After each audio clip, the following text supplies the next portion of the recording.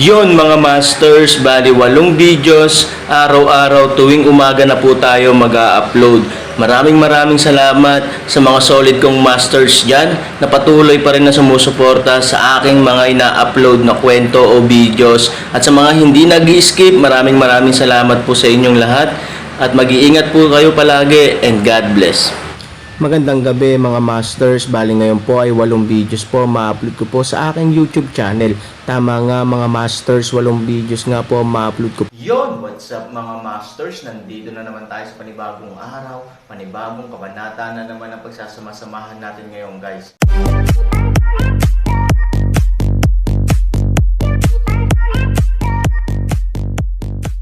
Bali mga masters, kung bago ka pa lang po sa aking YouTube channel, please click the subscribe button, lalong-lalo na po yung notification bell guys, para maging connected pa rin tayo sa isa't isa at maging updated kayo sa mga susunod ko pang video. Bali mga masters, bago natin umpisahan ng kwento ay mag-shoutout po muna tayo para sa mga solid nating tagapakinig. Shoutout kay Fernando Jimeno, shoutout kay Arnel Di Mapilis. Yun na nga mga masters, no? Bali hindi na ito patagalin. In 3, 2, 1, let's go!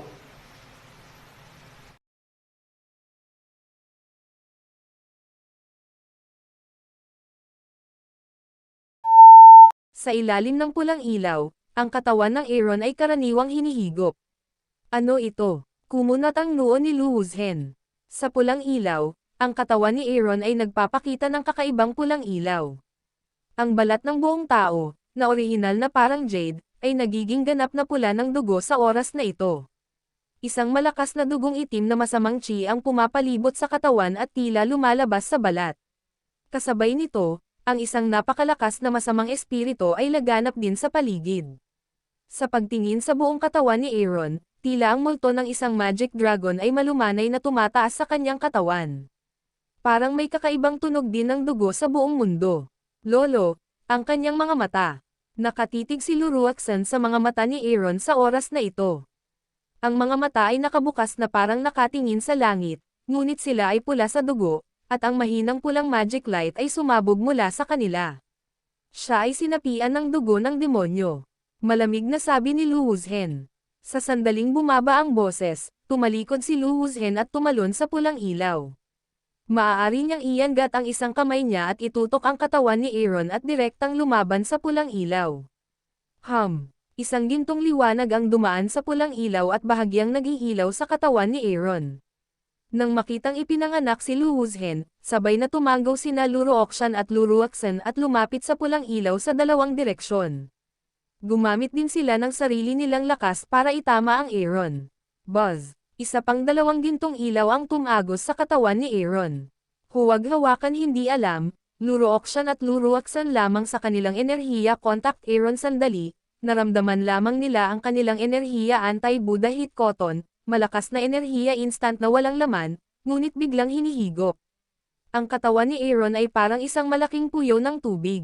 Matapos itong masipsip, desperado niyang nilalamon ang kanilang enerhiya, at kasama nito, tila may mga pagsabog ng napakalakas at kakaibang puwersa na dumarating sa kanilang kolom ng enerhiya. Paano kaya iyon? Sumimangot si Luruakshan at napabulalas. Kasabay nito, mabilis niyang nilakasan ang kanyang lakas upang maiwasang mapalunok. Gayunpaman, kung mas lumalakas sila, mas nawawala ang kanilang pakiramdam ng phagocytosis, ngunit lalo silang nasisipsip. Sa simula pa lamang, sila ay mapotla, mahina sa chi deficiency, at nawawalan ng enerhiya sa kanilang mga katawan. Nang makitang hindi tama ang sitwasyon, tinawag ni Lu Yongsheng ang maraming eksperto sa tuktok ng asol na bundok upang lumipad sa Luruokshan at Luruaksan. Kasabay nito, nagpadala sila ng enerhiya upang suportahan ang isa't isa. Buzz! Sa maikling panahon, daan-daang channel ng enerhiya ang nataman. Ang pulang dugo ng katawan ni Aaron, sa tulong ng 100 liwanag na enerhiya, sa wakas ay nagbago ng kulay ng dugong itim at lumitaw ang isang mapusyaw na gininto ang liwanag. Sige ba? Biglang lumiwanag ang mukha ni Lu Yongsheng, at hinikayat ang lahat na magsumikap. Oo. Sabay-sabay na tumugon ang lahat at sunod-sunod na nadagdagan ang kanilang enerhiya. Ang tagapagligtas ay pinarangalan ito. Ito rin ay isang uri ng pagtayo upang ipakita ang kanyang sarili sa harap ng kanyang Diyos na tao. Walang sino man ang maluwag sa pinakamaliit na antas, at lahat sila ay naglabas ng lahat. Aaron sa pulang ilaw, ang kanyang katawan ay tulad ng isang makinang na maliit na itlog, na ibang-iba sa ilalim ng kulay ng dugo. Parang, na-stabilize. Sa aklat ng 8 kaparangan, isang boses ang dahan-daang dumating. Matatag. At ang isa pang boses sa oras na ito ay tumawa rin, bukod sa pagwawalis ng sahig. Sino kaya ito? Sa mga katangian ng dugo ng Magic Dragon, paano ito magiging matatag?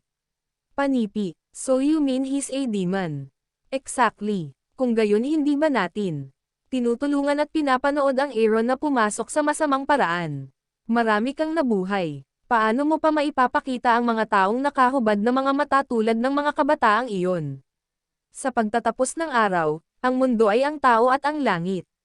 Sa makatuwid, ano ang Diablo at ano ang Diyos?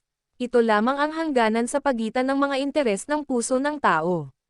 Ang Diyos at Diablo, masama at masama, ay wala sa asensya, ngunit nasa iyong puso. Ang tama at masama ay ang pagkakaiba lamang ng mga tao sa mundo ayon sa kanilang sariling interes. Marahan na ngumiti ang matandang Wallis. Saglit na natahimik si Bahwang Tianshu at dahan-daang tumango, naturuan na ako. Hanggat ang puso ay nananatili ng magagandang taon, ang Diablo ay Diyos din, at ang puso ay nag-iingat ng masasamang pag-iisip, God is also the devil.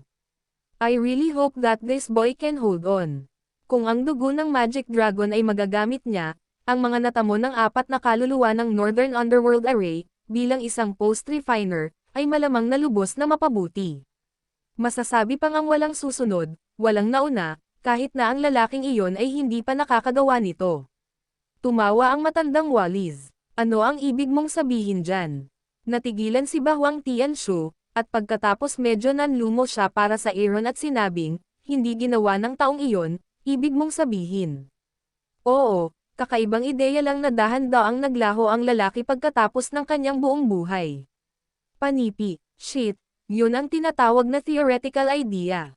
Walang nag-eksperimento dito. Paano kung may aksidente? Panipi, ang lupa ay may kasabihan, mahusay na sinabi, ang malaking responsibilidad ng langit sa taong ito, kailangan muna nating magsumikap, mahirap, kung wala siyang katawan laban sa langit, paano siya lalaban sa langit? Kaya nga, heto kami bumaba ang boses. Sa oras na ito, ang dugo ni Aaron ay nababalot na ng isang purplish red blood sa orihinal na batayan, at pagkatapos ay kumukulo at tumatalon sila tulad ng tubig ng dagat, umaatake sa isa't isa at patuloy na nagsasama sa isa't isa. Sa wakas, ang presyon ng dalawang daloy ng dugo mula sa pakikipaglaban sa isa't isa ay lubhang hindi matitiis.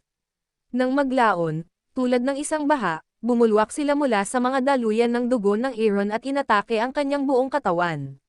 Boom! Sa pag-agos ng dugo sa buong katawan ni Aaron, muling nag-alab ang hininga ng dugong itim at masamang espiritu, at ang gininto ang liwanag sa kanyang katawan ay naglaho tulad ng liwanag ng bukang liwayway na tinangay ng araw.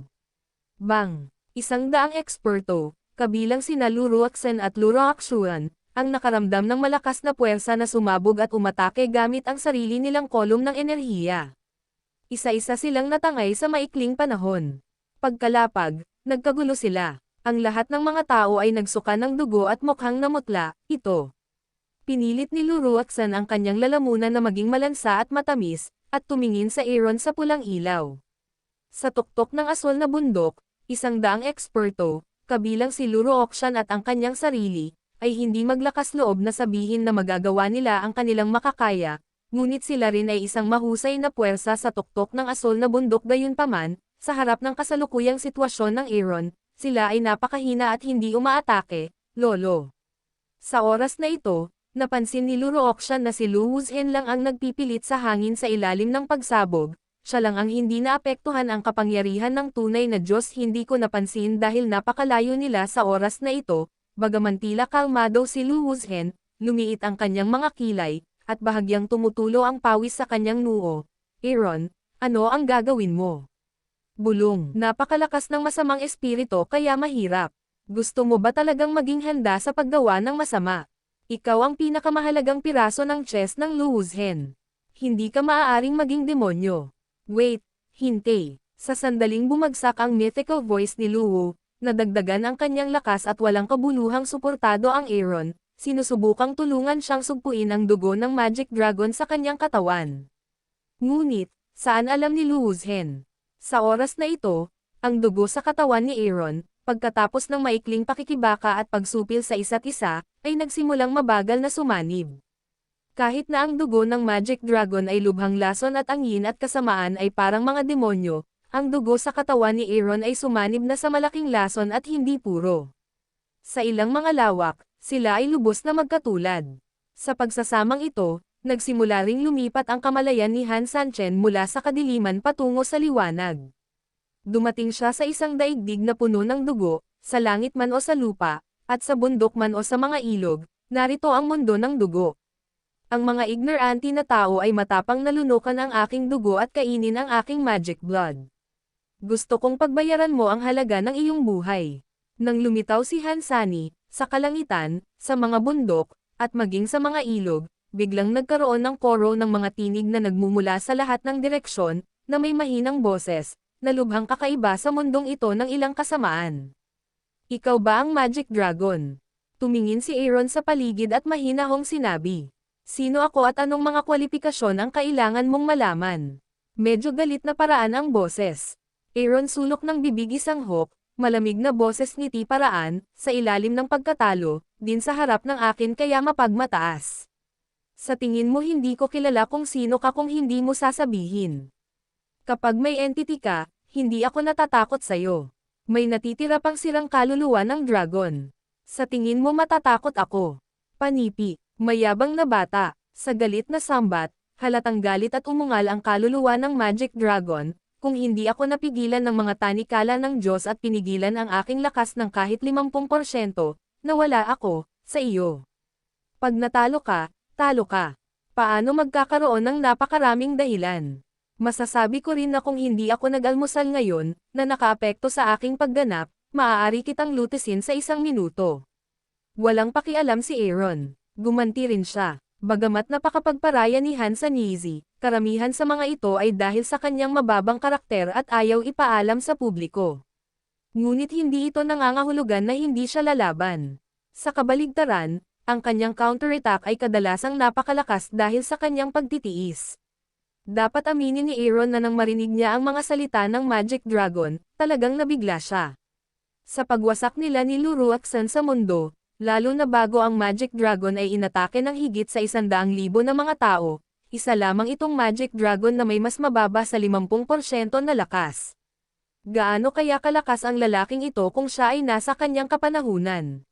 Sa tingin ko, kung wala akong kakayahan, bakit hinahayaan ng tunay na Diyos na selyuhan siya ng kanyang laman at dugo? Kailangan mong malaman na ang tunay na Diyos ay malakas, ngunit hindi mo ito masisira sa ganoong halaga, ngunit tatakan mo lamang ito, ngunit alam mo rin na hindi ito nagsisinungaling. Ikaw walang alam nun ang langgam. Ang espiritu ng Magic Dragon ay naiinip, ngunit pagkatapos ay bigla siyang bumantong hininga, walang makakatalo sa aking mahika na dragon.